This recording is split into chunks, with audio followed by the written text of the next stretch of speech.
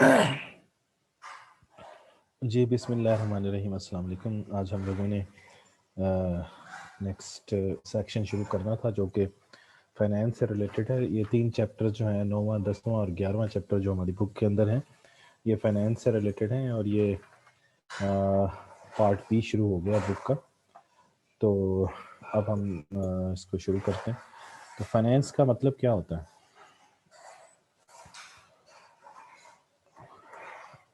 Finance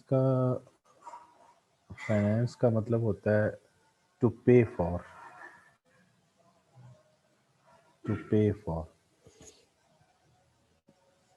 इसका मतलब ये है कि आपने अपने अखराजात को क्या करना है, पूरा करना है। तो यहाँ पर जो पहली चीज़ समझने वाली है वो ये है कि एक इकॉनमी के अंदर जब हम ये बात करते हैं कि कौन कौन से मेन सेक्टर्स होते हैं जिनके अंदर फाइनेंस की ज़रूरत पड़ती है, यानी जिनको अपने एक्सपेंडिचर्स को पूरा करना होता है, तो उनमें हमें 4 मेन सेक्टर्स नज़र आते हैं। वो 4 मेन सेक्टर्स कौन कौन से हैं? एक को हम पर्सनल सेक्टर कहते हैं, ये देखें, पर्सनल सेक्टर जिसमें हाउस होल्ड्स और इंडिविजुअल्स शामिल हैं। और फिर आ जाता है हमारे पास बिजनेस सेक्टर, जिसमें कंपनीज और अदर बिजनेसेस शामिल हैं, फर्म्स शामिल हैं। और तीसरा जो सेक्टर आता है उसको हम पब्लिक सेक्टर या गवर्नमेंट सेक्टर कहते हैं। इसको हम पब्लिक सेक्टर भी कहते हैं। तो पब्लिक सेक्टर, और उसके बाद चौथा सेक्टर होता है जो कि जिसको हम इंटरनेशनल ट्रेड सेक्टर कहते हैं, जो कि यहाँ पर इस जगह पर इस बुक के अंदर उसको जो है वो शामिल नहीं किया गया है, तो उसको इग्नोर किया गया है। तो अब हम ये 3 मेन सेक्टर्स पे बात करेंगे।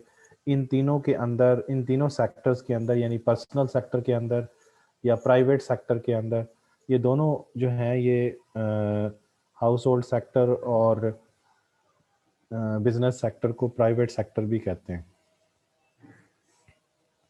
प्राइवेट सेक्टर, तो प्राइवेट सेक्टर, और ये जो है ये पब्लिक सेक्टर है। This is public sector. तो इसका मतलब ये है कि प्राइवेट सेक्टर्स और पब्लिक सेक्टर्स के अंदर हमने ये चीज़ चेक करनी है कि मूवमेंट ऑफ मनी जो है वो कैसे होती है। यानी पीपल के अंदर, इंस्टीट्यूशंस के अंदर या इकोनॉमिक इंस्टीट्यूशंस के अंदर, इकोनॉमिक सिस्टम के अंदर, सॉरी। तो फ्लो ऑफ फंड्स जो है, तो फ्लो ऑफ फंड्स का मतलब ये है कि मूवमेंट ऑफ मनी है। मूवमेंट ऑफ मनी किन के अंदर होगी? पीपल और इंस्टीट्यूशंस के अंदर। तो वो कैसे होती है? और ये जो फ्लो ऑफ फंड्स है, इसको अगर हम थोड़ा सा एक मैकेनिज़्म के ज़रिए समझ लें, ये मैं आपको समझाता हूँ। Just a minute.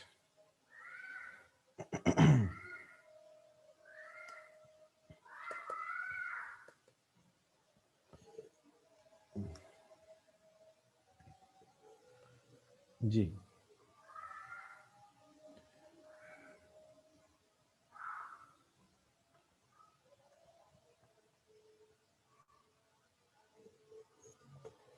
ये देखें,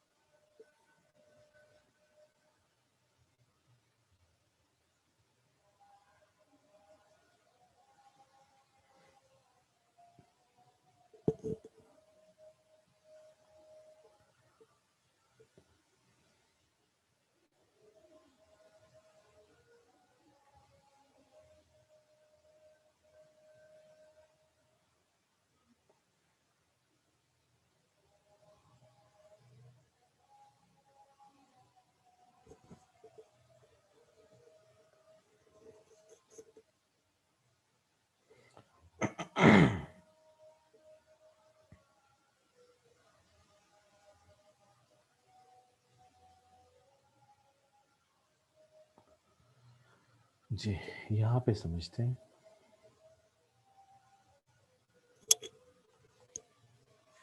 मैं आपको जो बात समझाने लगा हूँ वो ये है कि फाइनेंस का ताल्लुक जो है, फाइनेंस का मतलब ये है टू पे फॉर। टू पे फॉर का मतलब ये है कि पूरा करना। किसको पूरा करना है? अपने जो लार्ज एक्सपेंडिचर्स है ना, उनको आपने पूरा करना है। जैसे कि अभी मैंने आपको ये बताया था कि एक्चुअली दो किस्म की मखलूक होती है। एक वो होती है जो कि जिनको हम सेवर्स कहते हैं, ठीक है। और दूसरी तरफ जो होते हैं वो बैंक होते हैं, और इनका जो ताल्लुक होता है वो होता है इन्वेस्टर के साथ।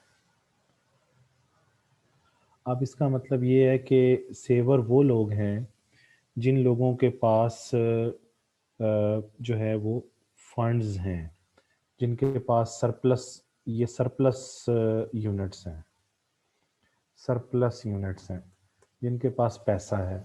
और इन्वेस्टर वो हैं जो कि जिनके पास पैसा नहीं है, ये डेफिसिट यूनिट्स हैं। अब इनको सेवर्स के पास जब पैसा होता है तो वो पैसा लेके बैंक के पास चले जाते हैं और वो अपना पैसा यहाँ पे डिपॉजिट करवा देते हैं।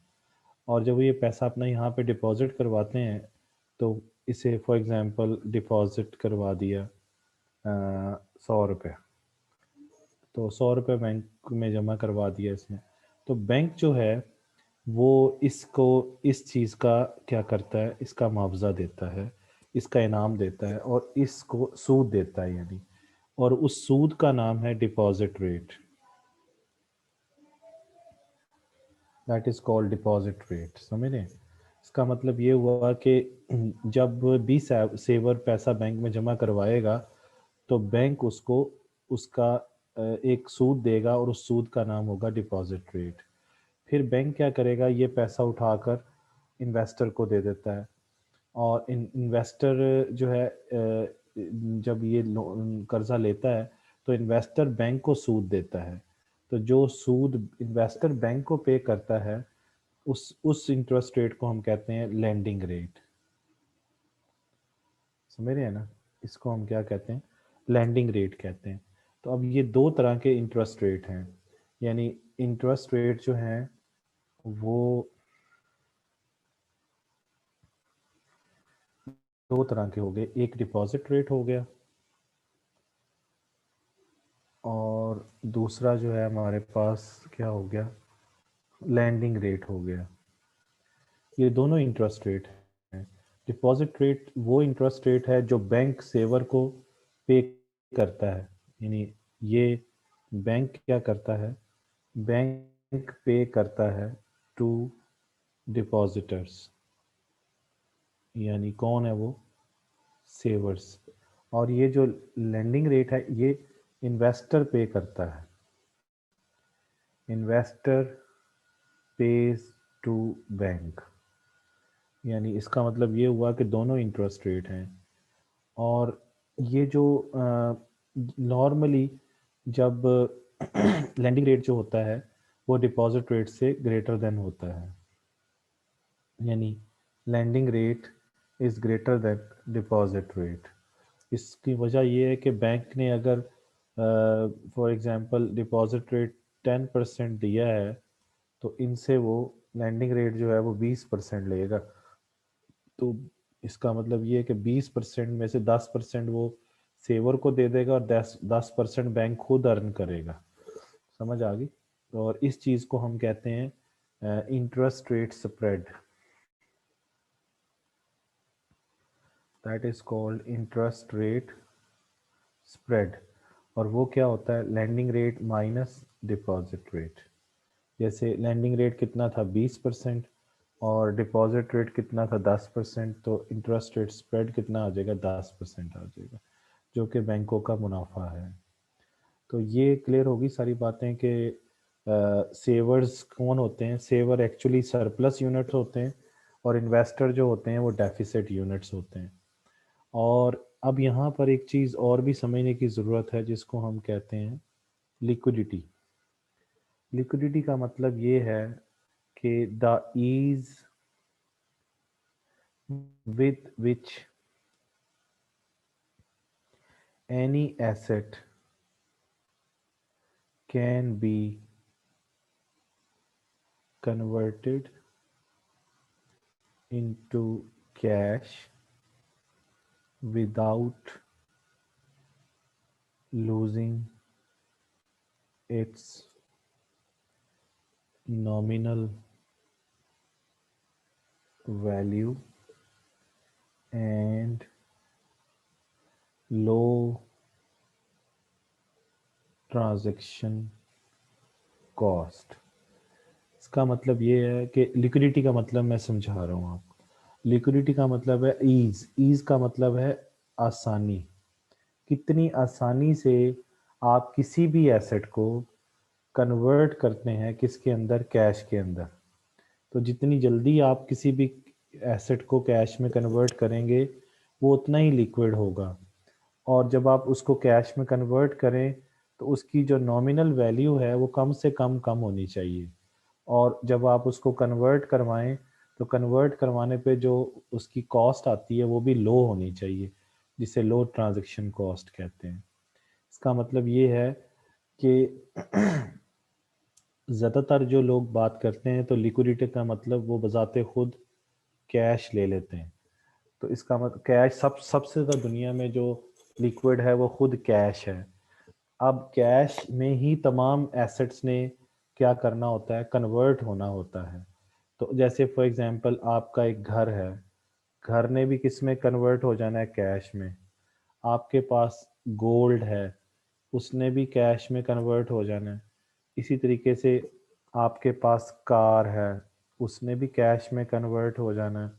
आपके पास बाइक है, उसने भी कैश में कन्वर्ट हो जाना। तो जो कुछ भी है उसने कैश में कन्वर्ट होना है। अब देखना ये है कि कितनी जल्दी वो कैश में कन्वर्ट होता है। फॉर एग्जांपल आपका घर जो है किसी ऐसे इलाके में है जो कि इतना ज़्यादा डेवलप नहीं है, तो वो कितनी जल्दी कैश में कन्वर्ट होगा। और एक आपका घर ऐसी जगह पे है जो बहुत ज़्यादा डेवलप एरिया है, तो वो कितनी जल्दी कैश में कन्वर्ट होगा। तो जो डेवलप्ड एरिया में होगा वो ज़्यादा जल्दी कैश में कन्वर्ट हो जाएगा, उसे हम कहेंगे कि वो घर ज़्यादा लिक्विड है। और जो आपका ज़्यादा लेस डेवलप इलाके में होगा वो जल्दी कैश में कन्वर्ट नहीं होगा, वो लेस लिक्विड होगा। इसी तरीके से फॉर एग्जांपल आपके पास एक बाइक है और वो बाइक फॉर एग्जांपल आपके पास यामा है, और दूसरी दो बाइक हैं आपके पास, एक आपके पास होंडा CD70 है। तो कौन सी जल्दी कैश में कन्वर्ट हो जाएगी जब आप बाज़ार में बेचने के लिए जाएंगे? तो आप देखेंगे कि होंडा जो है वो जल्दी कैश में कन्वर्ट हो जाएगी जो दूसरी बाइक की निस्बत। तो आप कहेंगे कि होंडा बाइक ज़्यादा लिक्विड है। तो लिक्विडिटी का मतलब ये है कि कौन सी चीज़ कैश में कितनी जल्दी होती है। ये यानी लिक्विडिटी के जो मेयार है ना, वो एक तो ईज है, आसानी है, और एक है कि उसकी नॉमिनल वैल्यू जो है वो लूज कम से कम हो, और दूसरा ये है कि उसके ऊपर लो ट्रांजैक्शन कॉस्ट है। ये दोनों क्राइटेरियन छोड़ भी दें तो एक इम्पॉर्टेंट क्राइटेरियन जो है वो ईज है कि कितनी जल्दी कैश में कन्वर्ट होती है। जैसे मैं आपको पढ़ा रहा हूँ तो ये भी किस में कन्वर्ट हो जाएगा, कैश में। यानी सर्विसेज भी कैश में कन्वर्ट हो जाती हैं, लेकिन कितनी जल्दी मुझे चेक मिलेगा, अगर मुझे आज बढ़ा रहा हूँ और आज ही मुझे चेक मिल जाता है या आज ही पेमेंट हो जाती है, तो ये मेरा सर्विसेज हाईली लिक्विड कहलाएंगी। समझ आ गई? तो लिक्विडिटी का मतलब ये है कि कितनी जल्दी आप किसी भी एसेट को, किसी भी सर्विस को कितनी जल्दी आप कैश में कन्वर्ट कर सकते हैं। या लिक्विडिटी का मतलब है कैश, या कैश में कितनी जल्दी कन्वर्ट कर सकते हैं। समझ गए? जब आपके पास लिक्विडिटी होती है तो आपको क्या फ़ायदा होता है? आपको एक फ़ायदा ये होता है कि आपके पास इंस्टेंट परचेजिंग पावर होती है। इंस्टेंट परचेजिंग पावर यानी आप जब चाहें कोई भी चीज़ जो है वो खरीद सकते हैं। ये सबसे इम्पोर्टेंट फ़ायदा है उसका। अच्छा, अब लिक्विडिटी क्लियर हो गया। लिक्विडिटी से आगे चलें तो एक और टर्म जो मैं समझा रहा हूँ, that is called interest. Interest का मतलब है सूद। आप लोगों ने कई दफ़ा ये वर्ड जो है वो सुना हुआ है। तो अब लिक्विडिटी की डेफिनेशन जो की गई है, बहुत सारे लोगों ने की है, उसमें एक डेफिनेशन की हुई है जे एम केन्स ने। जे एम केन्स, ये ब्रिटिश इकोनॉमिस्ट था, इसने डेफिनेशन की है। इसने कहा था कि interest is a reward which is given due to parting with liquidity for a specified period of time। इसका ये डेफिनेशन है लिक्विडिटी इंटरेस्ट की। इसने कहा है कि लिक्विडिटी एक इनाम है। रिवॉर्ड का क्या मतलब है? इनाम है, यानी सूद जो है वो एक इनाम है जो कि इसलिए दिया जाता है क्योंकि आप लिक्विडिटी से महरूम हो जाते हैं। पार्टिंग विद लिक्विडिटी का मतलब है लिक्विडिटी से जुदा हो जाना। पार्टिंग विद जो है उसका मतलब होता है जुदा हो जाना, अलग हो जाना। और डिपार्चर आपने सुना होगा, जुदा होने की जगह। तो पार्टिंग विद लिक्विडिटी का मतलब है लिक्विडिटी से जुदा होने की वजह से आपके पास, अगर आप अपनी लिक्विडिटी किसी को दे देते हैं तो उस लिक्विडिटी को देने की वजह से आपको एक इनाम मिलेगा। उस इनाम का नाम है सूद। और वो जो आप लिक्विडिटी से महरूम होते हैं वो एक ख़ास टाइम पीरियड के लिए होते हैं। एक स्पेसिफाइड पीरियड ऑफ टाइम के लिए आप महरूम होते हैं।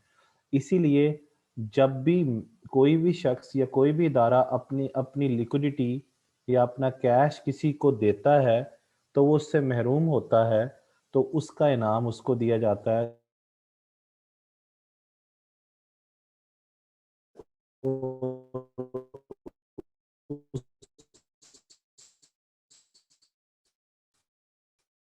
इसीलिए लोग जो हैं वो देते हैं, क्या कहते हैं,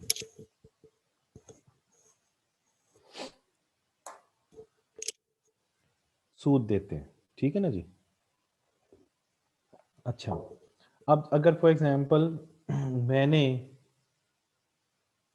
आपको 10,000 रुपये दिया है और एक महीने के लिए दिया है। 10,000 रुपये दिया है और 10,000 रुपये दिया है और एक महीने के लिए दिया है। तो आप क्या देंगे फिर? मैंने लिक्विडिटी दे दी ना आपको। तो लिक्विडिटी जब मैंने दी है तो मैं महरूम हो गया लिक्विडिटी से, तो मुझे आप इनाम देंगे, तो आप मुझे उसके ऊपर सूद देंगे।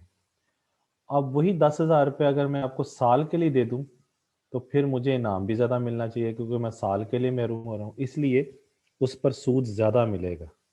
समझ आ गई बात? इसलिए जो फिक्स्ड डिपॉजिट्स होते हैं ना, फिक्स्ड डिपॉजिट जो बैंकों में आप एक ख़ास टाइम पीरियड के लिए डिपॉजिट करवाते हैं, लॉन्ग टर्म के लिए, है ना, लॉन्ग टर्म के लिए, उन पे इंटरेस्ट जो होता है वो ज़्यादा होता है, क्योंकि आप ख़ास टाइम, एक ज़्यादा टाइम पीरियड के लिए उनको अपना जो है वो लिक्विडिटी दे देते हैं। और शॉर्ट टाइम पीरियड के लिए अगर देंगे तो इंटरेस्ट कम होता है, इसलिए उसके ऊपर कि आपने थोड़ी देर के लिए लिक्विडिटी दी होती है। इसलिए लिक्विडिटी और इंटरेस्ट में एक ताल्लुक है कि लिक्विडिटी से महरूम होने का इनाम जो है वो इंटरेस्ट है। क्लियर होगी? इसीलिए यहाँ पर जब सेवर ने अपनी लिक्विडिटी बैंक को दे दी थी, ये सेवर ने जाके पैसा बैंक में जमा करवा दिया था, तो बैंक ने उसको इनाम दिया था और उस इनाम का नाम था डिपॉजिट रेट, जो कि सूद है। इसी तरीके से जब बैंक ने अपनी लिक्विडिटी इन्वेस्टर को दे दी थी, तो इन्वेस्टर ने भी बैंक को इनाम दिया था और उस इनाम का नाम था सूद, और उस सूद का नाम था लैंडिंग रेट। ये बातें दोनों क्लियर हो गई आपको? कि जो सेवर है उसको क्यों सूद मिलता है और बैंक को क्यों सूद मिलता है, क्योंकि वो लिक्विडिटी से महरूम हो जाते हैं और वो अपनी लिक्विडिटी दूसरों को दे देते हैं। तो ये लिक्विडिटी और इंटरेस्ट की सारी कहानी। अब जो चीज़ मैं बता रहा हूँ वो ये है कि हमें अभी जो मैंने आपसे कहा कि फ्लो ऑफ फंड्स हैं, तो फ्लो ऑफ फंड्स जो हैं वो मूवमेंट ऑफ मनी है, जो कि फ्लो ऑफ फंड्स क्या है, मूवमेंट ऑफ मनी है, जो कि डिफरेंट जो है वो आपके जो सेक्टर्स हैं इकोनॉमी के अंदर उनके दरमियान वो होती है। और मैंने आपको बताया था कि 4 मेन सेक्टर होते हैं। एक जो सेक्टर है वो पर्सनल सेक्टर है, जिसको हम हाउस होल्ड सेक्टर भी कहते हैं, ठीक है। तो एक तरफ कौन है, हाउस होल्ड सेक्टर, यानी सेक्टर्स ऑफ द इकोनॉमी पे बात कर रहे हैं, सेक्टर्स ऑफ इकोनॉमी। तो सेक्टर्स ऑफ द इकोनॉमी में नंबर 1 हाउस होल्ड सेक्टर है, नंबर 2 जो है वो आपके पास फर्म्स हैं और बिजनेसेस हैं, जिसको आप बिजनेसेस भी कहते हैं। नंबर 3 पे जो है वो हमारे पास गवर्नमेंट है, और नंबर गवर्नमेंट के बाद जो है हमारे पास जो है वो ट्रेड सेक्टर है या ट्रेड सेक्टर है, ठीक है ना जी, या ओवरसीज जिसे कहते हैं, जिनका ताल्लुक ट्रेड के साथ हो सकता है। तो ये 4 हैं। इनमें से हमारी सिलेबस में हम 3 पे बात कर रहे हैं, इसको हम इग्नोर कर रहे हैं, यानी यहाँ पर हम इसको इग्नोर कर रहे हैं। तो हम हाउस होल्ड की फाइनेंस पे बात करेंगे, हम फर्म की फाइनेंस पे बात करेंगे, और हम गवर्नमेंट की फाइनेंस पे बात करेंगे। गवर्नमेंट कैसे फाइनेंस करती है और फर्म्स कैसे फाइनेंस करते हैं, और जो है हाउस होल्ड सेक्टर जो है वो कैसे फाइनेंस करता है, इस चीज़ को हम लोग देखेंगे। तो यहाँ पर ये समझिए कि जैसे फॉर एग्जांपल हमारे पास, मैंने अभी आपसे ये आपको बताया कि एक्चुअली मसला ये है कि कुछ इन इन इन तीनों में से, यानी अगर हम 3 सेक्टर ले रहे हैं, अगर हम ये 3 सेक्टर्स ले रहे हैं, तो इन तीनों सेक्टर्स में से कुछ सेक्टर वो होंगे जिनके पास पैसा होगा और कुछ ऐसे होंगे जिनके पास पैसा नहीं होगा। तो उनका आपस में ताल्लुक कैसे होगा, उनका आपस में लिंक कैसे होगा, यानी एक चीज तो ये है कि सरप्लस यूनिट्स हैं, तो सरप्लस यूनिट्स, और दूसरी तरफ कौन से हैं जो कि डेफिसिट यूनिट्स हैं, डेफिसिट यूनिट्स हैं। तो सरप्लस यूनिट्स और डेफिसिट यूनिट्स का आपस में क्या करना है, हमने लिंक करना है। ये कैसे लिंक होंगे, तो लिंक करने के लिए जारी सी बात है, हमें इन लिंक करने का मतलब ये है कि फ्लो ऑफ मनी जो है, फ्लो ऑफ मनी जो है वो इनके दरमियान कैसे होगा, यानी सरप्लस से डेफिसिट और डेफिसिट से सरप्लस यूनिट्स के दरमियान फ्लो ऑफ मनी कैसे होगा। तो उसके 2 तरीके हैं, 2 उसके चैनल्स हैं। एक जो चैनल है वो डायरेक्ट है, 2 चैनल्स, ठीक है। एक को हम कहते हैं डायरेक्ट, डायरेक्ट फाइनेंस, और दूसरे को हम कहते हैं इनडायरेक्ट फाइनेंस। तो 2 हमारे पास तरीके हैं जिनके ज़रिए मनी जो है वो फ्लो करती है सरप्लस यूनिट्स से डेफिसिट यूनिट्स की तरफ। जाहिर सी बात है कि पैसा जो है वो इधर से सरप्लस यूनिट से किधर जाएगा, सरप्लस यूनिट से डेफिसिट यूनिट्स की तरफ पैसा मूव करेगा जिनके पास पैसा है, और ये उनको फिर उनका सूद देंगे। तो कैसे होगा ये सारा कुछ, तो उसके लिए हम ये देखते हैं कि अगर अगर सरप्लस यूनिट्स जो हैं, यानी अब ये सरप्लस यूनिट्स कौन कौन से हैं, उनको सरप्लस यूनिट्स कह लीजिए, उनको सेवर्स कह लीजिए, ठीक है ना जी, और इनको लैंडर्स कह लीजिए। लैंडर वो होते हैं जो कर्जा देते हैं, इनका एक तरफ ये लोग हैं और दूसरी तरफ जो कौम है वो कौन है, वो हैं जो कि एक्चुअली बोरवर्स हैं, जो कर्जा लेना चाहते हैं, बोरवर्स कह लीजिए या उन्हें स्पेंडर्स कह लीजिए। ये वो हैं जो स्पेंड करना चाहते हैं। तो अब इनमें इनका आपस में ताल्लुक जो है वो कैसे होगा? अगर तो इनका ताल्लुक, इनमें होते कौन-कौन है वो मैंने अभी आपको बताया, वही लोग हैं जो कि 4 हमने बातें की थी। कौन-कौन भला? यानी number 1 household, number 2 firms, number 3 government और नंबर 4 जो है वो क्या है आपका ओवरसीज। इसी तरीके से ये बोरोवर भी यही है, यही चारों हैं, यानी हाउस होल्ड फर्म्स हैं, फिर उसके बाद गवर्नमेंट है, फिर उसके बाद हाउस होल्ड है और उसके बाद ओवरसीज है। यहाँ पे तरतीब थोड़ी सी चेंज की है क्योंकि ज़्यादातर जो स्पेंडर्स बोरोवर होते हैं वो फर्म्स होते हैं, फिर गवर्नमेंट बोरो करती है, फिर हाउस होल्ड, फिर ओवरसीज करते हैं नॉर्मली। और जो सेवर होते हैं ज़्यादातर हाउस होल्ड सेव करते हैं, फिर फर्म करती है, फिर गवर्नमेंट करती है, फिर ओवरसीज करते हैं। तो तरतीब उसके मुताबिक लिखी हुई है। अब इनका आपस में क्या करना है, लिंक करना है। अगर तो इनका लिंक किसके थ्रू होता है? अगर इनका लिंक होता है किसके थ्रू? फाइनेंशियल मार्केट के थ्रू। फाइनेंशियल मार्केट के थ्रू ये आपस में लिंक हो जाते हैं, तो इसे हम कहते हैं डायरेक्ट फाइनेंस। ठीक हो गया जी? That is direct finance. यानी डायरेक्टली ये क्या कर रहे हैं, लिंक फंड्स जो हैं वो इनसे, सरप्लस यूनिट से बोरोवर्स की तरफ, जो कि डेफिसिट यूनिट्स हैं, उनकी तरफ मूव करते हैं। तो इसको डायरेक्ट फाइनेंस कहते हैं। और ये लोग सारे क्या हैं? ये डेफिसिट यूनिट्स हैं।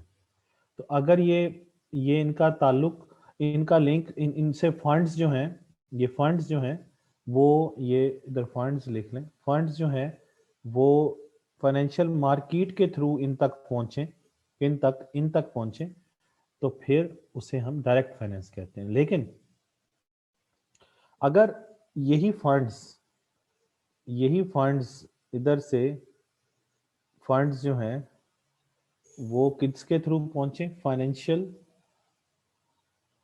इंटरमीडियरीज के थ्रू पहुंचे।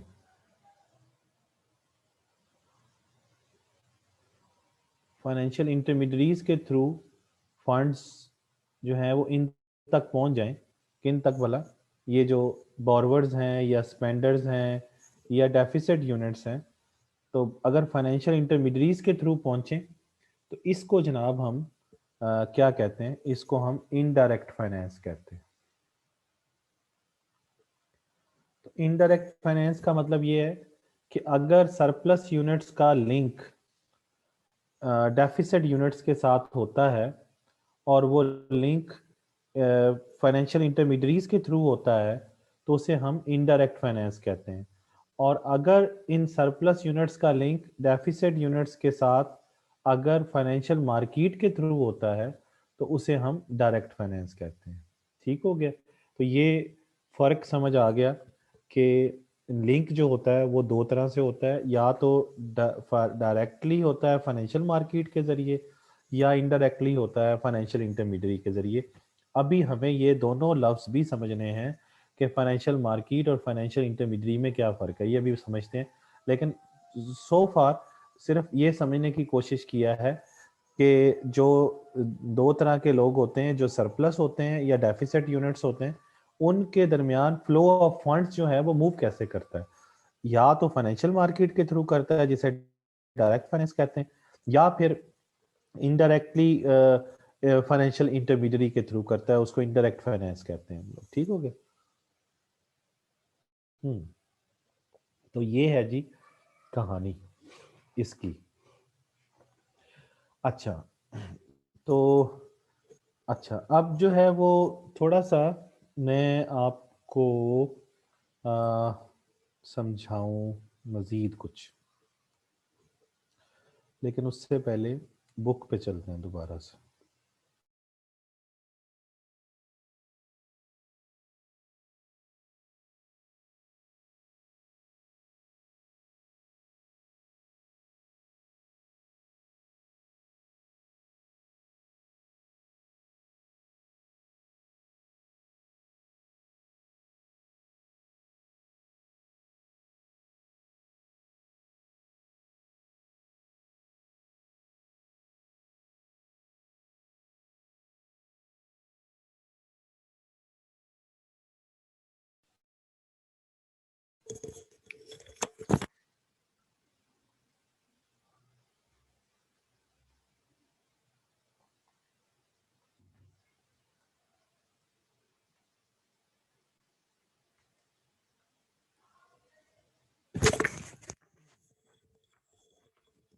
जी, तो वापस ये देखिए, यहाँ पर अब हमने जो पहली चीज़ थी वो मैंने आपको बता दी कि फ्लो ऑफ फंड्स का क्या मतलब है। फ्लो ऑफ फंड्स जो है वो क्लियर हो गया।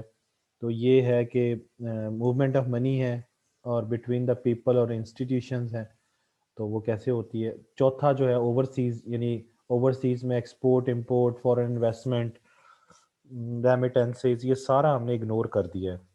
ये यानी जो हमारा इंटरनेशनल सेक्टर है ना, उसको इग्नोर कर दिया।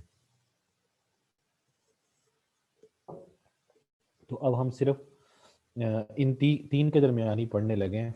किसके दरमियान?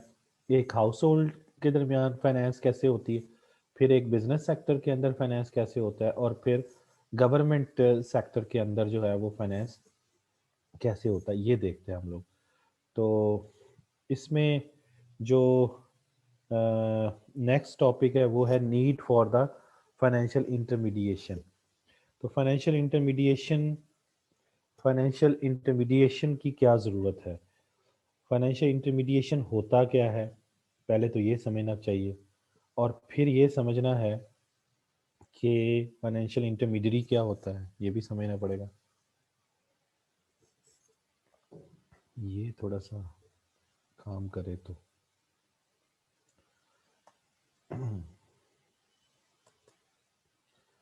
अच्छा, ये देखें।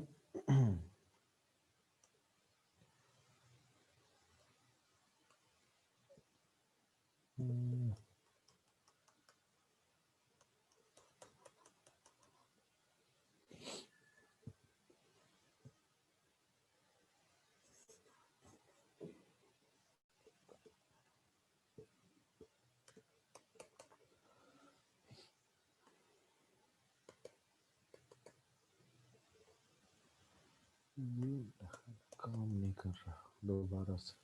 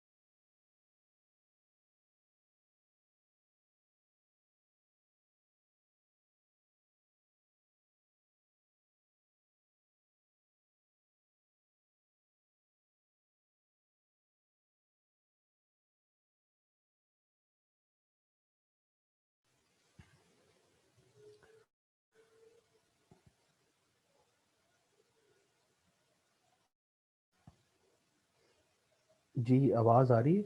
मैसेज कीजिएगा प्लीज़। ये पार्टिसिपेंट में से कोई मैसेज कर दे, इस पे चैट पे कर दे।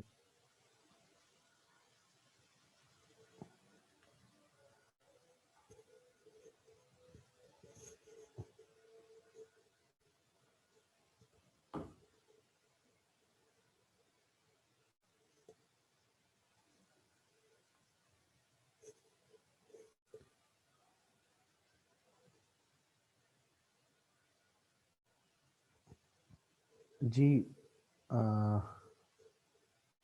Sound clear. और ये भी ज़रा बताएं, ये स्क्रीन शेयर हो रही है कि नहीं हो रही है आप लोगों को?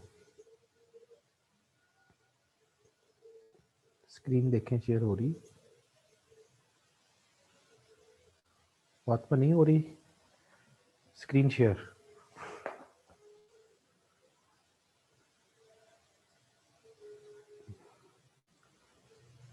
साउंड क्लियर है, स्क्रीन नहीं शेयर हो रही? हो रही है? हो रही है ना शेयर? सर जी स्क्रीन शेयर हो रही है, चलें ठीक है, थैंक यू वेरी मच। अच्छा जी, तो मैं आपसे डिस्कशन कर रहा था, ये थोड़ी सी हो जाती हैं चीज़ें ऊपर नीचे। जी जस्ट अ मिनट।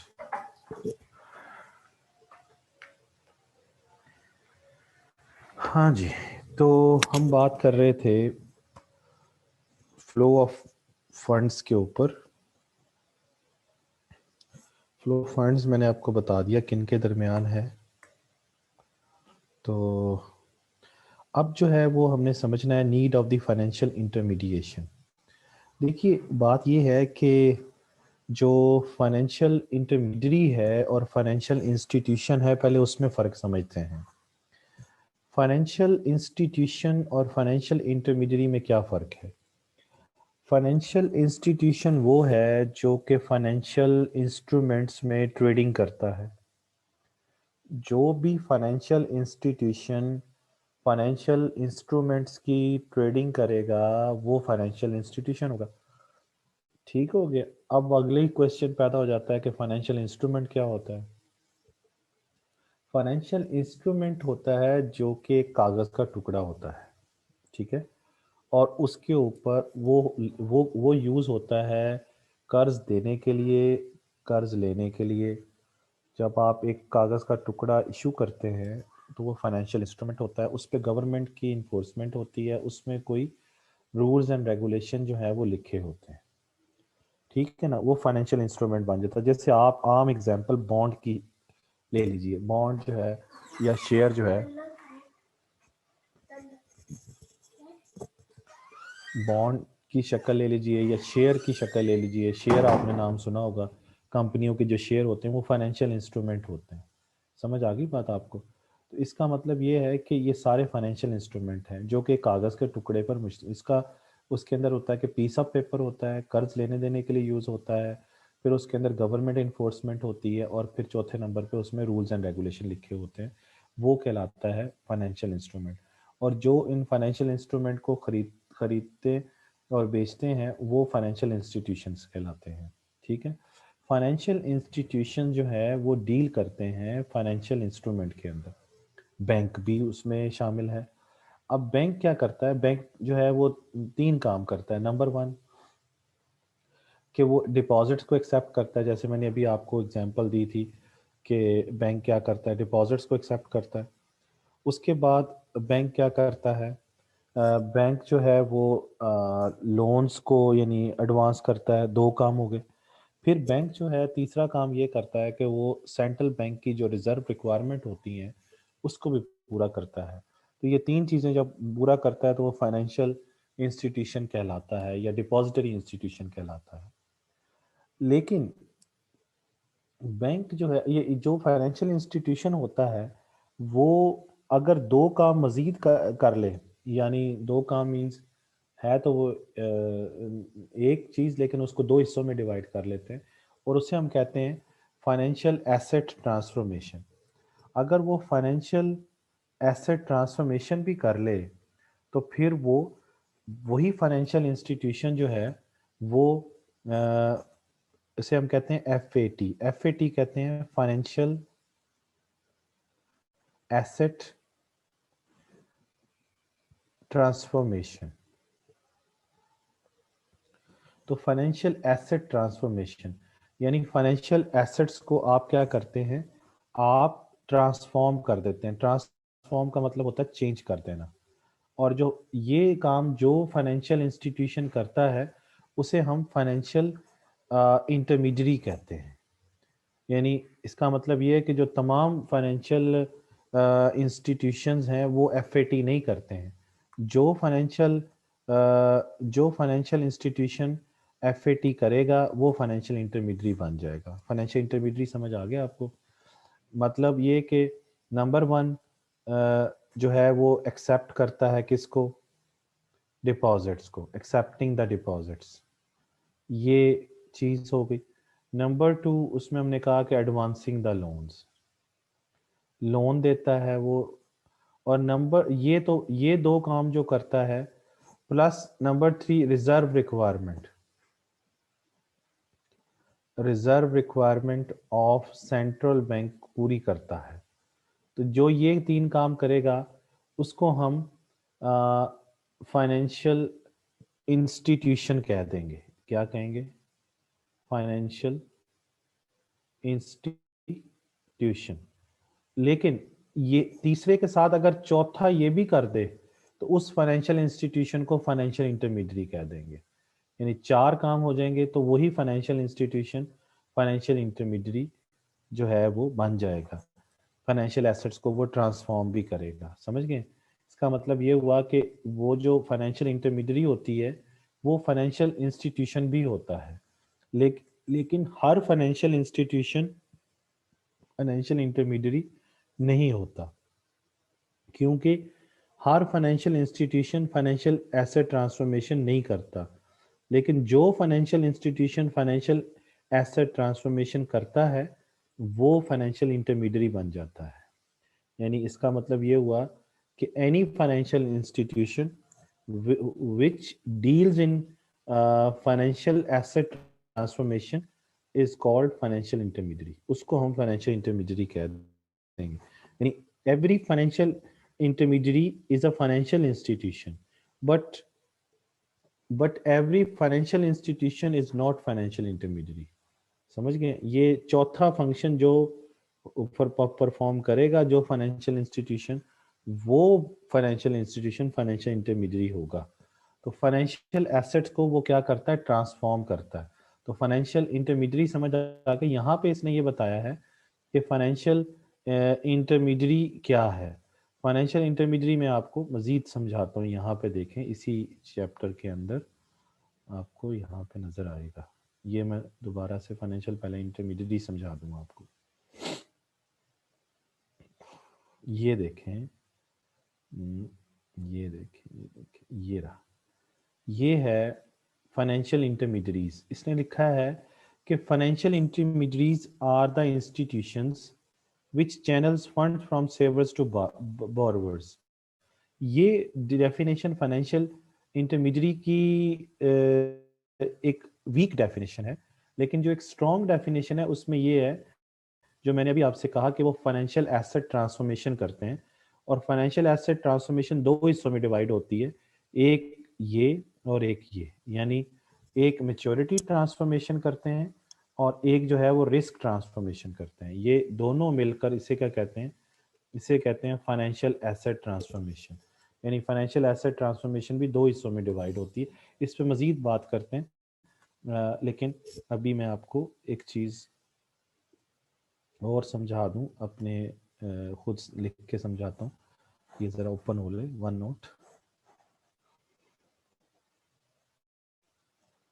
जैसे अभी हमने, आपको याद है ना कि अभी हमने 2 एंटिटीज बनाई थी।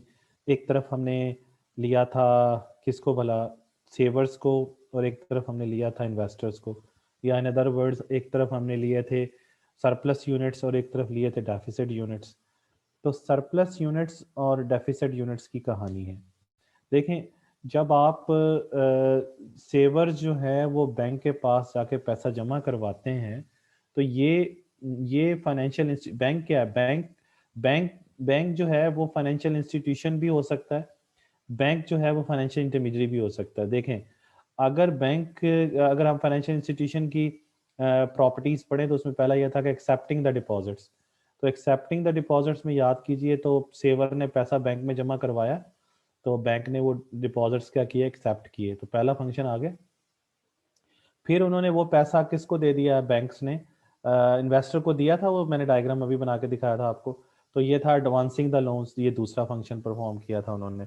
लेकिन वो सारा पैसा उन्होंने नहीं दिया था, उसमें से उन्होंने कुछ रिजर्व रिक्वायरमेंट भी पूरी करके बाकी दिया था पैसा, तो तीसरी भी प्रॉपर्टी उन्होंने पूरी कर ली। तो इसका मतलब ये हुआ कि जो बैंक है वो फाइनेंशियल इंस्टीट्यूशन बन गया, क्योंकि उसने सेवर से पैसा लिया, इसको कहते हैं एक्सेप्टिंग द डिपॉजिट्स। फिर उसने लोन दिया, उसे कहते हैं एडवांसिंग द लोन्स इन्वेस्टर को। और फिर जो लोन दिया तो उसमें रिजर्व रिक्वायरमेंट पूरी करके दिया उन्होंने। तो तीन बातें पूरी होगी, तो इससे ये साबित हुआ कि बैंक जो है वो एक फाइनेंशियल इंस्टीट्यूशन है। ठीक है ना। इसी तरीके से अगर वो बैंक के अंदर चौथा फंक्शन भी वो परफॉर्म कर दे बैंक, जो कि financial intermediary financial asset transformation का है, तो फिर इसका मतलब ये है कि बैंक फाइनेंशियल इंटरमीडियरी भी बन जाएगा। तो जो भी फाइनेंशियल इंस्टीट्यूशन जो है वो फाइनेंशियल एसेट ट्रांसफॉर्मेशन करता है, वो फाइनेंशियल इंटरमीडियरी बन जाता है। जैसे मैं आपको यहाँ पे बताऊं कि फॉर एग्जांपल जो फाइनेंशियल इंटरमीडियरीज होती हैं वो क्या करती हैं, मेच्योरिटी को ट्रांसफॉर्म कर देती हैं। ये तमाम फाइनेंशियल इंस्टीट्यूशन ये नहीं कर सकते कि मेच्योरिटी ट्रांसफॉर्म कर दें। मेच्योरिटी ट्रांसफॉर्म का मतलब ये है कि एक फाइनेंशियल इंस्ट्रूमेंट जो होता है उसकी एक मेच्योरिटी होती है जिस पे जाके वो एक्सपायर हो जाता है। जैसे फॉर एग्जांपल एक बॉन्ड है, वो 10 साल का है, कोई 1 साल का है, कोई 2 साल का है, ये उसकी एक मेच्योरिटी है, उसके बाद उसने एक्सपायर हो जाना है। तो वो उसको क्या करते हैं, उसकी मेच्योरिटी को चेंज कर सकते हैं। ट्रांसफॉर्म का मतलब है चेंज कर देना। यानी कुछ कुछ जो लोग होते हैं वो चाहते हैं कि हम जल्दी इसको कन्वर्ट करवा लें कैश में, तो वो इस चीज को कर देंगे। कुछ इसी तरीके से ये यहाँ पे देखें, इसने यही कहा हुआ है कि फाइनेंशियल इंटरमीडियरीज जो हैं वो ब्रिज करती हैं gap between the wish of most of the lenders for the liquidity and desire for the most of the borer for loan over long period of time. देखें, जो लेंडर होते हैं ना, जिन्होंने लेंडर का मतलब होता है जिन्होंने कर्ज दिया होता है, वो चाहते हैं कि हमें पैसा वापस जल्दी मिल जाए। उनकी विश क्या होती है, लिक्विडिटी, कि कैश वापस मिल जाए। और जो बोरवर होते हैं ना, उनकी ख्वाहिश ये होती है कि उनको कर्जा ज्यादा लंबे टाइम पीरियड के लिए मिल जाए। तो दोनों का ताल्लुक किससे होता है, वो चाहता है मेरा पैसा जल्दी मिल जाए, यानी लिक्विडिटी जल्दी मिल जाए, मेच्योरिटी कम से कम हो। और इधर से जो बोरवर होता है वो ये चाहता है कि उसे लॉन्ग टाइम पीरियड के लिए कर्जा आगे जरा थोड़ी सी टाइम जरा ज्यादा मिल जाए, उसको पे देर से जरा पे करे। ये काम फाइनेंशियल इंस्टीट्यूशन नहीं कर सकता, फाइनेंशियल इंटरमीडियरी करेगी। यानी बोरवर को वो टाइम ज्यादा दे देगी कि आप थोड़ी देर तक पे कर दें, और लेंडर को कहेंगे ये ले पैसे आपको वापस कर देते हैं। तो ये चीज कौन करेगा, ये फाइनेंशियल इंटरमीडियरी करेगी। फाइनेंशियल इंटरमीडियरी भी फाइनेंशियल इंस्टीट्यूशन है, मैंने अभी बताया आपको, लेकिन वो फाइनेंशियल इंस्टीट्यूशन एफएटी भी कर रहा होता है। इसका मतलब ये है कि फाइनेंशियल जो मेच्योरिटी ट्रांसफॉर्मेशन वो करते हैं, तो उनके पास ऐसे फाइनेंशियल इंस्ट्रूमेंट्स मौजूद होते हैं जो कि लिक्विड भी होते हैं, जो इन्वेस्टर जिनकी ज़रूरत के मुताबिक होते हैं उनको वो दे देते हैं। और उसके अलावा उनके पास कर्ज भी मुख्तलिफ किस्म की टाइम पीरियड के लिए अवेलेबल होते हैं। तो ये काम फाइनेंशियल इंटरमीडियरी कर रही होती है। फिर अगली चीज ये होती है कि रिस्क ट्रांसफॉर्मेशन, यानी रिस्क को भी वो, यानी मेच्योरिटी को भी चेंज कर सकते हैं और रिस्क भी वो चेंज कर लेते हैं। यानी रिस्क चेंज करने का मतलब ये है कि जो फाइनेंशियल इंटरमीडियरी होती है ना, वो रिस्क अपने जिम्मे ले लेती है, लेकिन फाइनेंशियल इंस्टीट्यूशन कभी भी रिस्क नहीं लेता है। लेकिन इसके अंदर ये करेक्टरिस्टिक है कि रिस्क को ट्रांसफॉर्म कर देती है, क्योंकि जो इंडिविजुअल जो सेवर होता है उसकी ये कभी भी ख्वाहिश नहीं होती है वो किसी एक आम बंदे को कर्जा दे दे। जाहिर सी बात है कि मैं अगर आपको कर्जा दूं, मुझे क्या पता वापस मिलेगा कि नहीं मिलेगा, और रिस्क है कि वो बैड डेट बन जाएगा और वो मुझे वापस नहीं मिलेगा। ये दिस कैन हैपन। इसलिए फाइनेंशियल इंटरमीडियरी क्या करती है, वो बहुत सारे सेवर्स से क्या करती है, बोरो करती है। जब आप एज ए सेवर बैंक के पास पैसा जमा करवाते हैं ना, ये जाके सेवर ने बैंक में पैसा जमा कराया, तो इसका दूसरा मतलब यह है कि बैंक ने आपसे कर्जा ले लिया है। इस चीज को कहते हैं एक्सेप्टिंग द डिपॉजिट्स। ये पहला जो मैं आपसे बात कर रहा था ना, एक्सेप्टिंग द डिपॉजिट, ये पहला फंक्शन। और इनका दूसरा मतलब ये है कि सेवर ने बैंक को कर्जा दे दिया है, समझ रहे हैं ना बात। और वो जाहिर सी बात है कि यही चीज मैं आपसे कह रहा हूँ कि financial intermediary can borrow from number of different savers. Saving saver ने जो पैसा बैंक को दिया होता है वो एक्चुअली बैंक उसको कर्जा कंसिडर कर रहा होता है, और इसलिए बैंक उसके ऊपर आपको सूद भी दे रहा होता है, ठीक है ना जी। और फिर वो वही पैसा जो है वो किसको प्रोवाइड कर देते हैं, उन उन बंदों को करते हैं जो कि समझते हैं कि इनको जो है वो रिस्क कम से कम है, या रिस्क जो है ना इतना ज्यादा नहीं है। तो ये फाइनेंशियल इंटरमीडियरी ये काम करी। और इसके बाद अगली चीज मैंने आपको समझाई थी कि बैंक जो है वो ये पैसा किसको देता है, इन्वेस्टर को।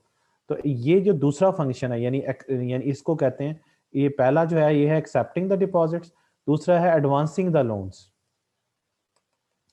एडवांसिंग द लोन्स ये दूसरा है। तो ये दो काम जो कर रहा है वो बैंक कर रहा है ना, तो बैंक इसका मतलब फाइनेंशियल इंस्टीट्यूशन हो गया, लेकिन बैंक एफएटी नहीं कर रहा।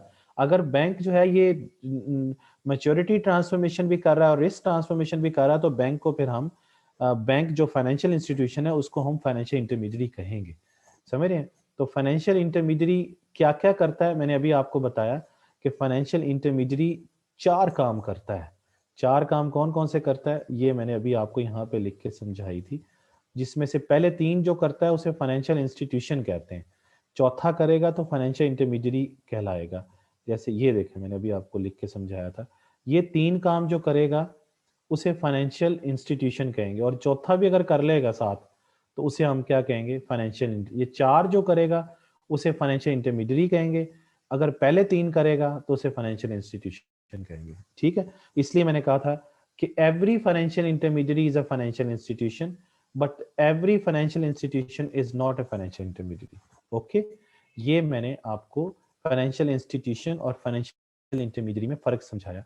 अभी हम फाइनेंशियल इंटरमीडियरी पे मजीद बात भी करते हैं कि फाइनेंशियल इंटरमीडियरी के क्या क्या फायदे हैं हमें। तो फाइनेंशियल इंटरमीडियरी का एक फायदा तो ये है, ये एडवांटेजेस की मैं बात कर रहा हूँ, advantages of the financial intermediaries. एक तो ये है कि वो एफएटी करती है।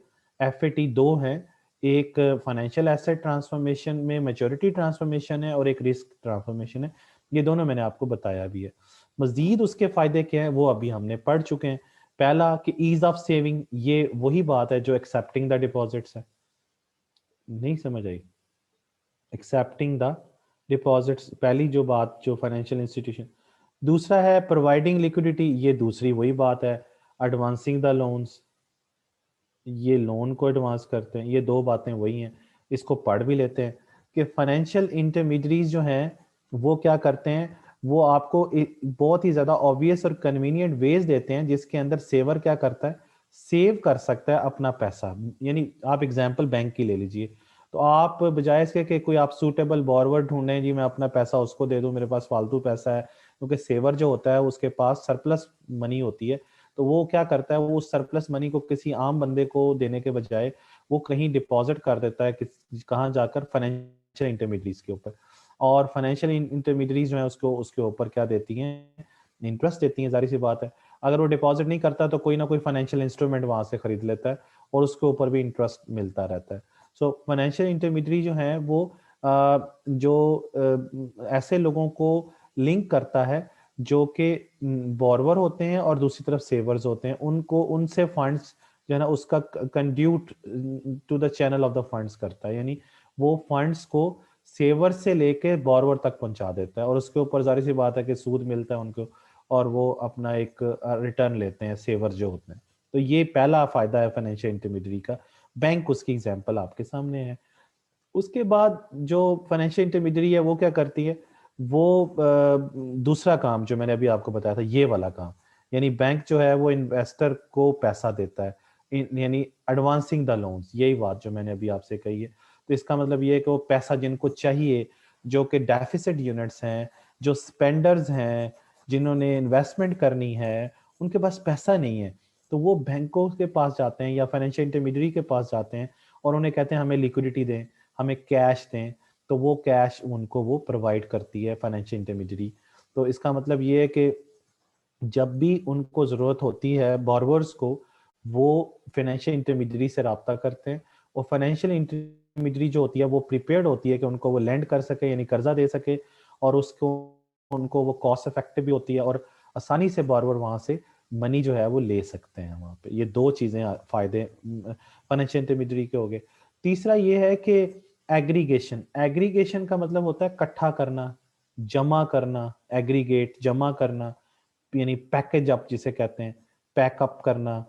तो आप देखें ना कि एक बंदे से पैसा, आपको पैसा चाहिए और आपको बहुत ज्यादा पैसा चाहिए, तो वो एक सेवर से तो जाहिर सी बात है इतना पैसा नहीं होगा, लेकिन फाइनेंशियल इंटरमीडियरी के पास तो बहुत सारे सेवर आके पैसा जमा करवा रहे हैं ना, तो वो उनके पास बहुत ज्यादा अमाउंट में पैसा इकट्ठा हो जाता है, बिगर अमाउंट के अंदर। तो आपको अगर बहुत ज्यादा अमाउंट में पैसा चाहिए तो you can go to the financial intermediary and you can get the money in large amount. तो इसका मतलब ये है कि अगर इसी तरीके से एक बहुत बड़ी अमाउंट में एक बंदे के पास पैसा मौजूद है जो सेवर है, वो इतनी बड़ी अमाउंट किसी एक बंदे को दे नहीं सकता, तो उसको भी चाहिए कि वो पैसा अपना जाके फाइनेंशियल इंटरमीडियरी के पास रखवा दे। इसका मतलब ये हुआ दोनों सूरतों में कि अगर मतलब सेवर के पास बहुत ज्यादा पैसा है तो वो भी बैंक में जमा करवा सकता है, और बहुत ज्यादा पैसा अगर लेंडर को चाहिए, सॉरी बोरोवर को चाहिए, तो वो भी ले सकता है बैंक के जरिए। लेकिन अगर एग्रीगेशन नहीं होगी तो जाहिर सी बात है आपको जो है ना वो सर्च करना पड़ेगा ऐसा लेंडर जो आपको इतनी बड़ी अमाउंट में पैसा दे सके। यानी विदाउट एग्रीगेशन आपको बोरोवर को क्या करना पड़ेगा, उसको ऐसा लेंडर तलाश करना पड़ेगा जो कि या तो इतनी बड़ी अमाउंट में आपको रकम दे सके, या फिर आपको बहुत सारे लोगों से कर्जा लेना पड़ेगा, फिर कहीं जाके जो अमाउंट आप इकट्ठा करना चाह रहे हैं वो आपके पास आएगी, अदरवाइज नहीं आ सकती। ठीक आ गया जी। और उसके बाद इसमें जो एक चीज आखिरी रह गई, सिक्योरिटी। तो जो फाइनेंशियल इंटरमीडियरी है ये जाते खुद फाइनेंशियली जारी सी बात है साउंड होती है, उसके पास बहुत पैसा होता है, और लैंडर का जो पैसा होता है वो सिक्योर होता है, वहां पे लैंडर आसानी से वहां पे पैसा जमा कर देता है, उसे पता है कि मेरा ये पैसा कहीं नहीं जाने वाला। और यहाँ पे लिखा हुआ है कि bad debts would be borne by the financial intermediary as it is lending re-lending operation। अगर वो फाइनेंशियल इंटरमीडियरी ने पैसा किसी को दिया है तो उसकी जिम्मेदारी उस फाइनेंशियल इंटरमीडियरी पे है, सेवर पे नहीं है।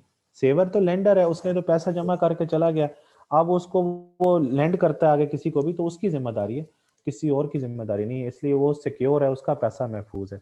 तो मैंने आपको फाइनेंशियल इंटरमीडियरी और फाइनेंशियल इंस्टीट्यूशन में एक फर्क बताया, और आपको बताया कि किस तरीके से फाइनेंशियल इंटरमीडियरीज चैनलाइज करते हैं फंड्स को, किधर से, सेवर से लेके बोरोवर को देते हैं, यानी लेंडर से बोरोवर की तरफ, यानी सरप्लस से डेफिसिट यूनिट्स की तरफ। तो ये किस तरीके से चैनलाइज करते हैं, क्लियर होगी बात आपको। तो ये 4.2 फाइनेंशियल इंटरमीडियरी समझ आ गया। और जिस तरीके से ये जिस तरीके से ये फंड्स जो हैं वो सेवर से बोरोवर की तरफ लेके जाते हैं, उस प्रोसेस को फाइनेंशियल इंटरमीडिएशन कहते हैं। उस प्रोसेस को क्या कहते हैं, फाइनेंशियल इंटरमीडिएशन कहते हैं। जैसे कि यहाँ पे आप देखिए जो पहला पहला टॉपिक था, ये आखिरी टॉपिक था, दोनों मैंने मैच करके पढ़ाए हैं आपको।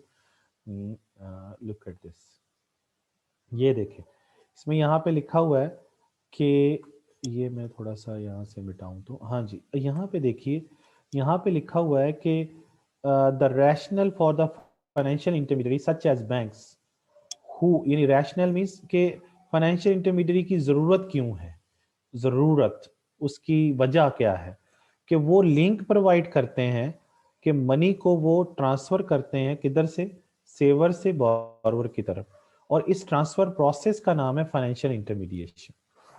समझ आ गई, इस ट्रांसफर प्रोसेस का क्या नाम है, फाइनेंशियल इंटरमीडिएशन। अच्छा, अब यहाँ पर जो टॉपिक है वो तो है, पहले मैंने पढ़ाया फाइनेंशियल इंस्टीट्यूशन, फाइनेंशियल इंटरमीडियरी, अब जो टॉपिक है वो है फाइनेंशियल इंटरमीडिएशन। फाइनेंशियल इंटरमीडिएशन मैंने अभी आपको समझाया कि transfer process between the, transfer process of money और funds from savers to borrowers या lenders to borrowers is called financial intermediation.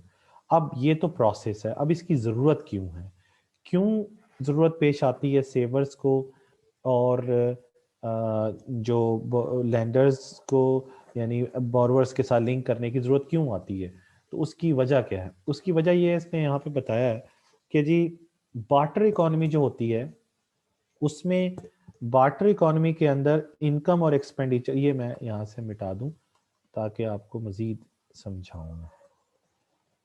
यहीं पे लिख के समझाऊंगा।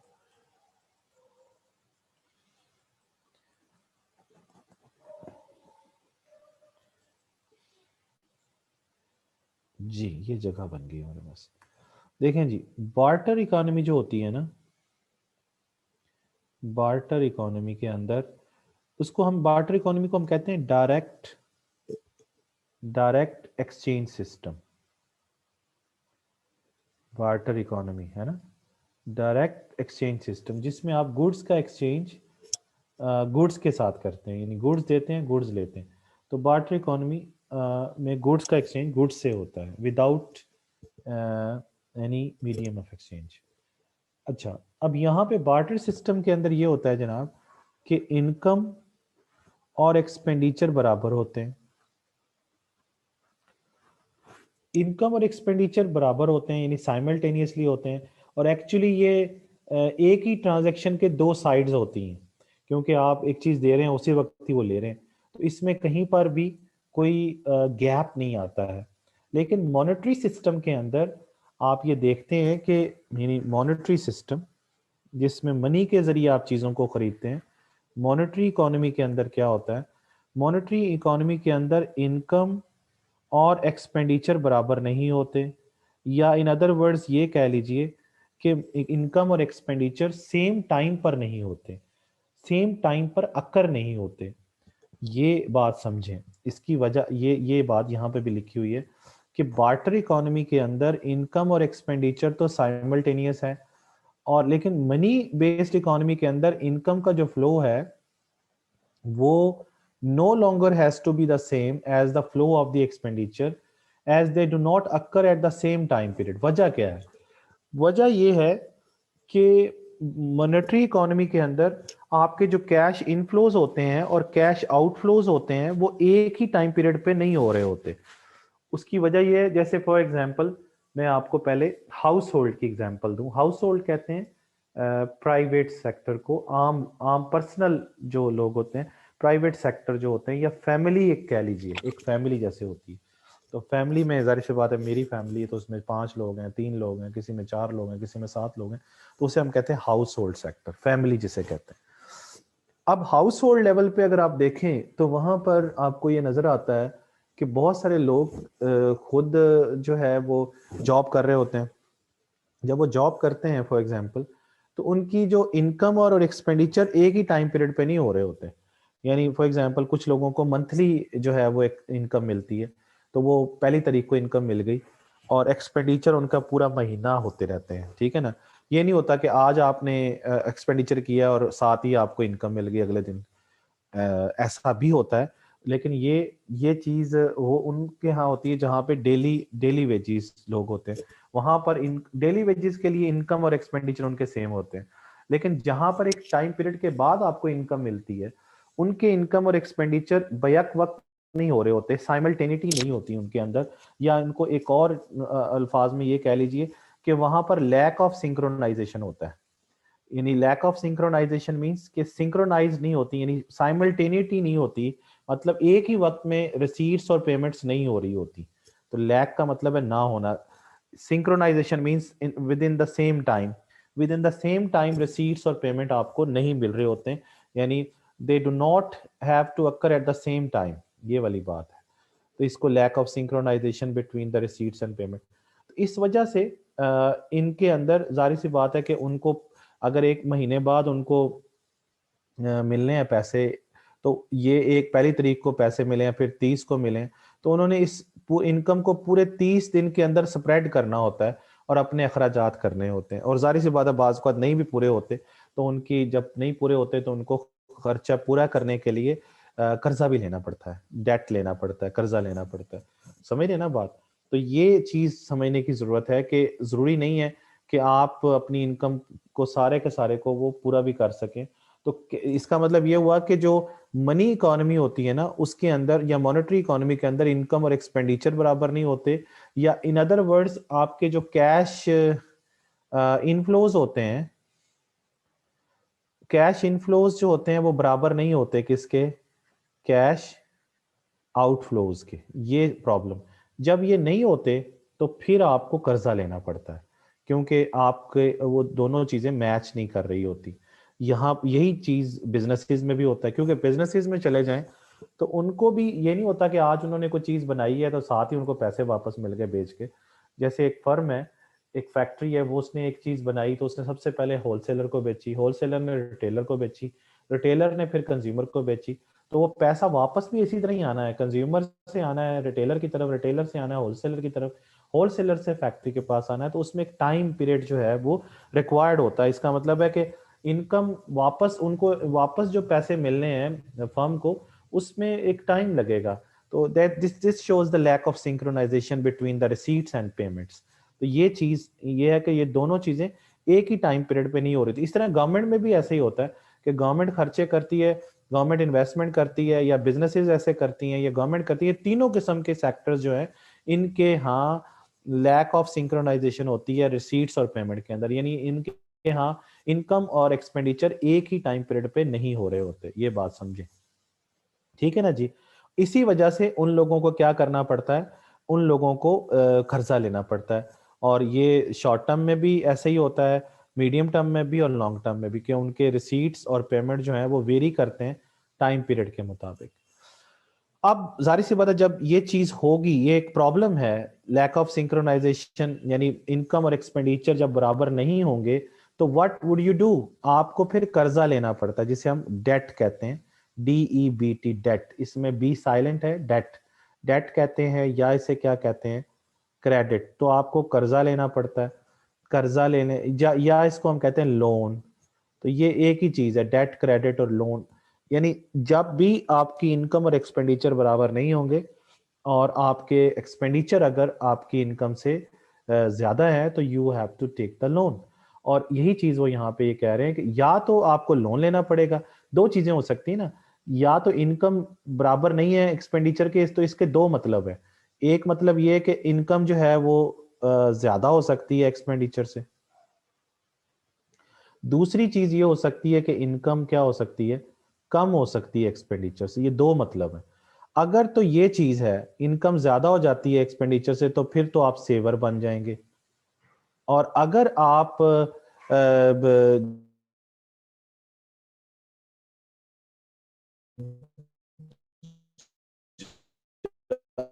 क्या करेंगे, फिर आपको आप बोरवर बनेंगे, आपको कर्जा लेना पड़ेगा, ठीक है ना जी। तो ये दूसरी सिचुएशन है। दूसरी सिचुएशन में आपको कर्जा लेना पड़ेगा, यानी या तो सेवर बनेंगे या फिर आप क्या बनेंगे, बोरवर।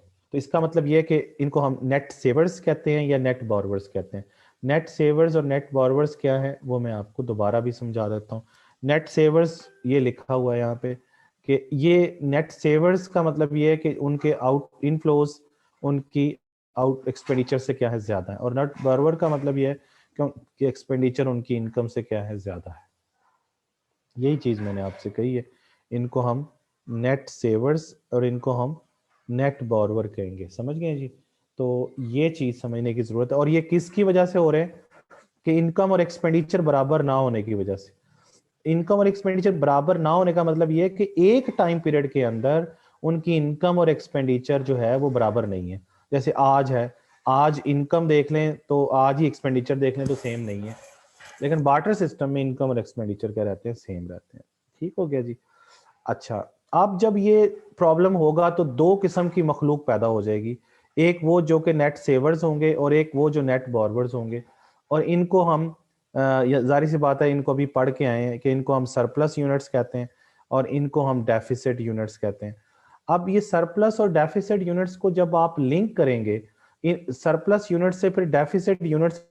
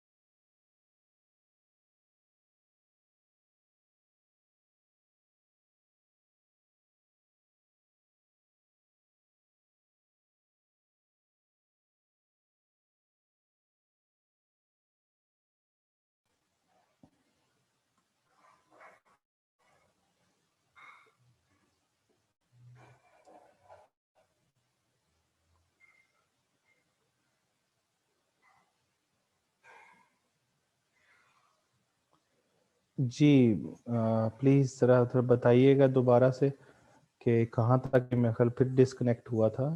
ज़रा इसको बताइए कहाँ तक मैंने इसको वाइंड अप कर दिया था, ताकि मैं वहीं से शुरू कर लूँ।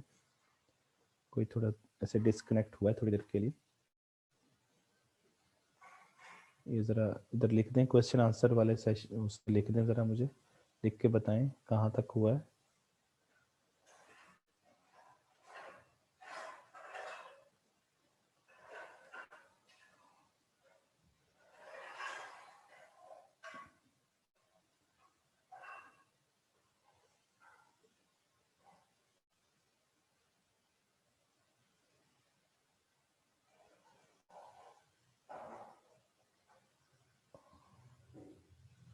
डेफिसिट टू सरप्लस, नहीं ये टॉपिक कंप्लीट हो गया ना अली असगर, ये वाला जो नीड फॉर फाइनेंशियल इंटरमीडिएशन मैंने समझा दिया है ना आपको, ये क्लियर हुआ है ये चीज़, ये यहाँ तक हो गया है ना, हम आगे चलें ना। ये मेरा ख्याल है कि मैंने आपको सारा नेट सेवर्स नेट बोरोवर्स तक समझा दिया, और उनको लिंक करना, उस प्रोसेस को मैंने भी बताया कि उसको हम फाइनेंशियल इंटरमीडिएशन कहते हैं।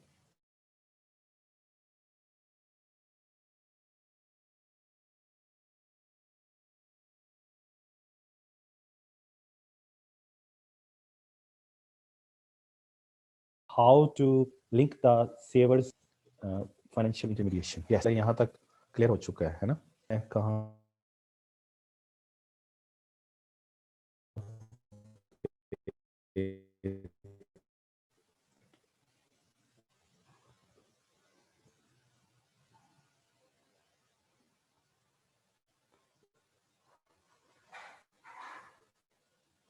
तो हाँ जी, हम लोग फाइनेंस को पढ़ रहे हैं, और फाइनेंस को मैंने बताया कि 3 लोगों के लिए पढ़ना है, फाइनेंस फॉर हाउस होल्ड, और फाइनेंस फॉर बिजनेसेस, और फाइनेंस फॉर गवर्नमेंट गवर्नमेंट।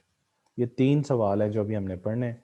तो सबसे पहले फाइनेंस फॉर हाउस होल्ड पढ़ रहे थे, और वो हम पढ़ते हैं, लेकिन इसमें हमने पहले ये पढ़ लिया इनफ्लो ऑफ फंड्स क्या होता है, यानी इसमें ही बताया था मूवमेंट ऑफ मनी है बिटवीन दी पीपल और बिटवीन द इंस्टीट्यूशन। फिर फाइनेंशियल इंटरमीडिएशन मैंने समझाया आपको। हम पढ़ते हैं कि हाउस होल्ड जो हैं वो किस तरीके से अपने एक्सपेंडिचर्स को पूरा करते हैं। ये ज़हन में रखें कि इन तीनों का एक ही प्रॉब्लम है, तीनों का एक ही प्रॉब्लम, तीनों मींस के हाउस होल्ड सेक्टर, फर्म्स और गवर्नमेंट का एक ही मसला है, और वो है lack of synchronization between receipts and payments. और जब भी या इसका आसान मतलब ये है, दे ये वाला मतलब है इसका, ये वाली चीज, they do not have to occur at the same time, यानी फ्लो ऑफ इनकम और फ्लो ऑफ एक्सपेंडिचर जो है वो एक ही टाइम पर नहीं होते, उनमें गैप आ जाता है उनको। इस वजह से या तो वो नेट सेवर, इस गैप की नतीजा ये निकलता है, ये नतीजा है, नतीजा ये निकलता है कि या तो वो नेट सेवर बन जाते हैं या वो नेट बोरवर बन जाते हैं।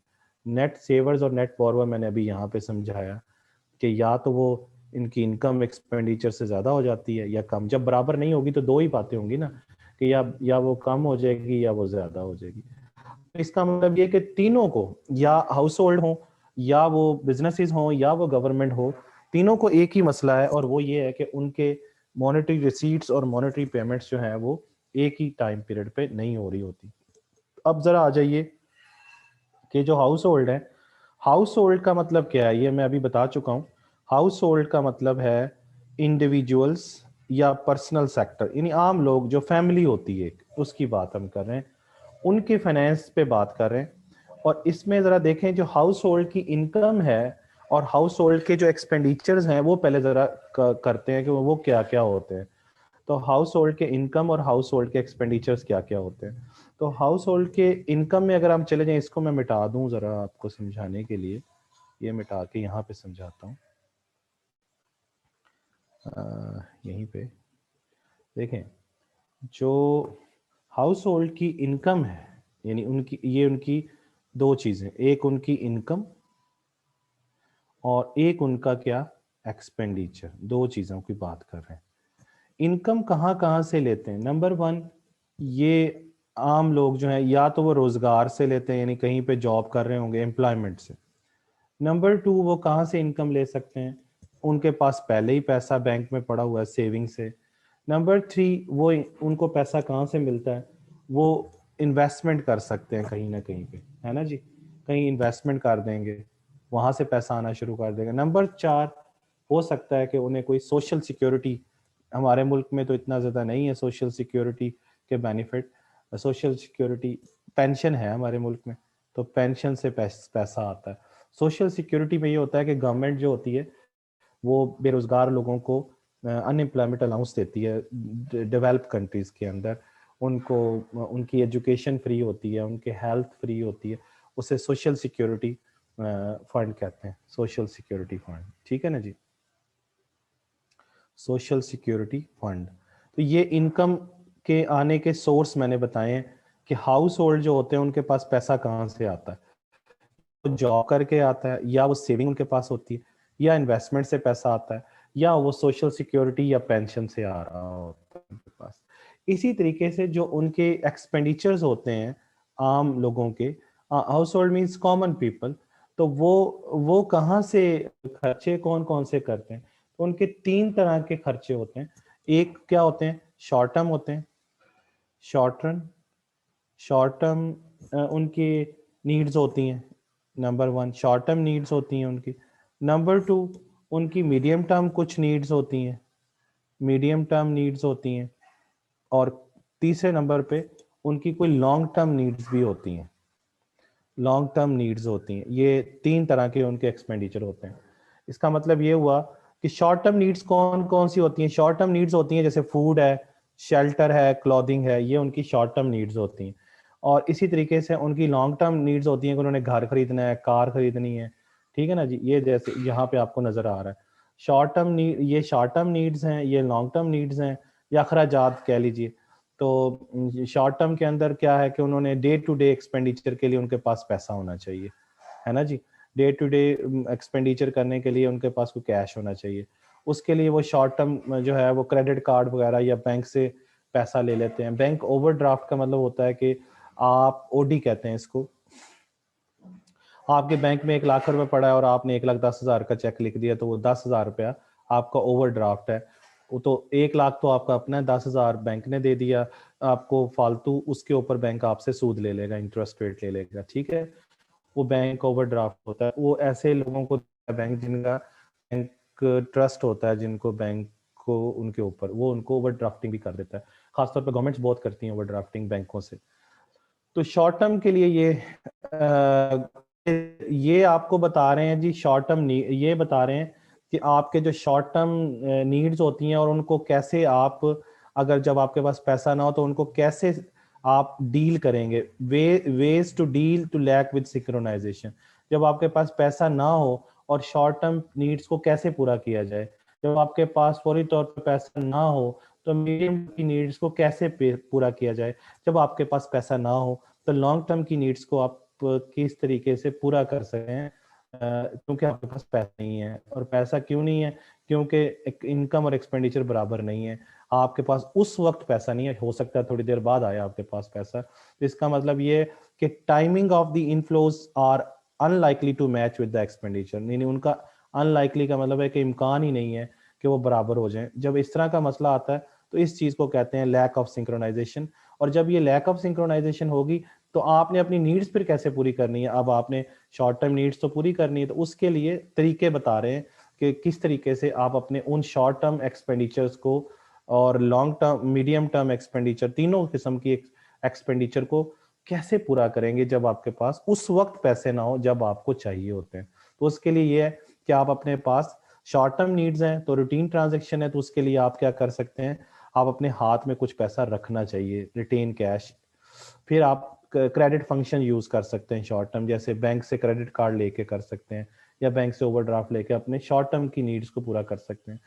इसके अलावा वो ये कहते हैं कि आप सरप्लस वाले दिनों के अंदर, जब आपके पास इनकम ज्यादा होती है, आपके पास रिसीट्स ज्यादा होते हैं पेमेंट से, उन दिनों में जब आपके पास सेविंग ज्यादा हो जाए तो वो सेविंग करके रखें, और उनको जब नेट डेफिसिट का दौर आए, जब आपके पास अखराजात ज्यादा हो, तो उस दौर में उससे उसको फाइनेंस कर लें, यानी पूरा कर लें।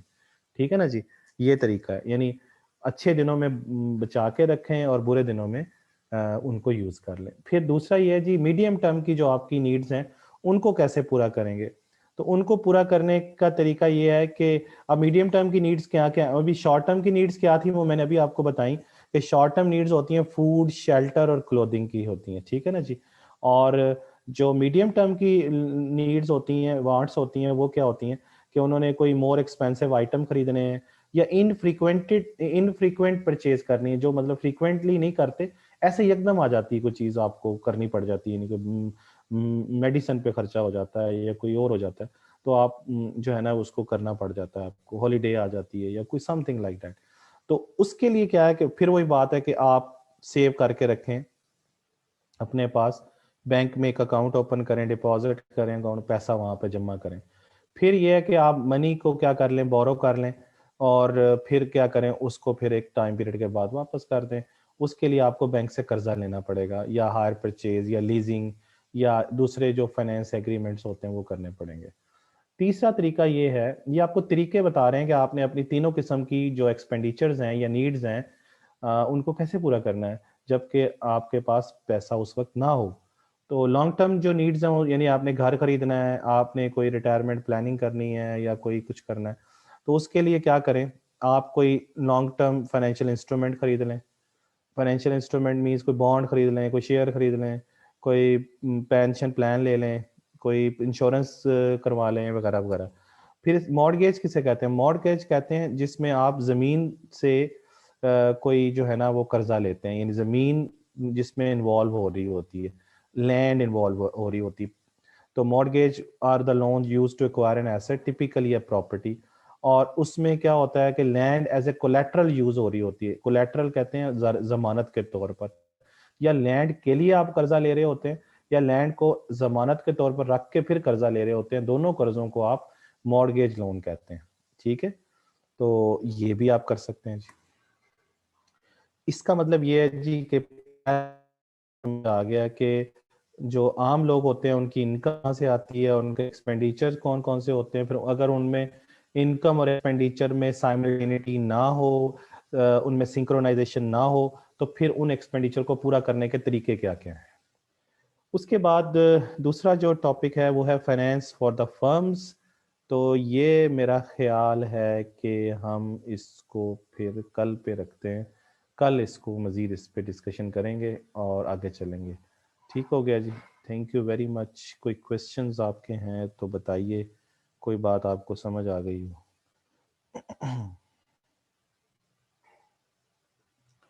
वाइंड अप कर रहा हूँ। Question, if you have any question please you can ask the question, any person. No question जी, सवाल नहीं है कोई भी। ठीक है जी, कोई सवाल नहीं। हाँ सवाल है जी, व्हाट इज फिक्स डिपॉजिट। हाँ, फिक्स डिपॉजिट फातिमा शाहिद ये होता है कि आप एक खास टाइम पीरियड के लिए बैंक में जमा करवा देते हैं, जैसे आप साल के लिए पैसा जमा करवा दें, तो साल से पहले आप विड्रॉ नहीं करवा सकते, निकलवा नहीं सकते, उस पर बैंक आपको इंटरेस्ट रेट ज्यादा देता है।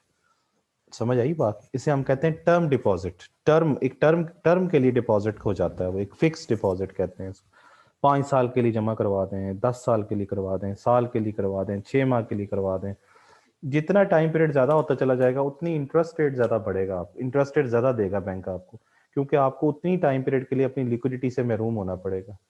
तो उसका उसके ऊपर आपको ज्यादा इंटरेस्ट रेट बैंक देते हैं या फाइनेंशियल इंस्टीट्यूशन देते हैं। और कोई क्वेश्चन, और कोई क्वेश्चन है तो बोलिए जी, लिखिए बल्कि।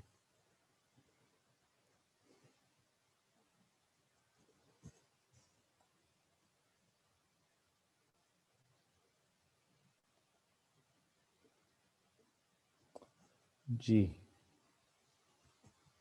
कोई क्वेश्चन नहीं।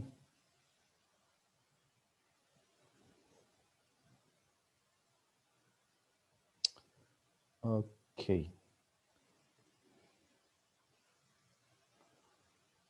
चलें जी, अल्लाह हाफिज़।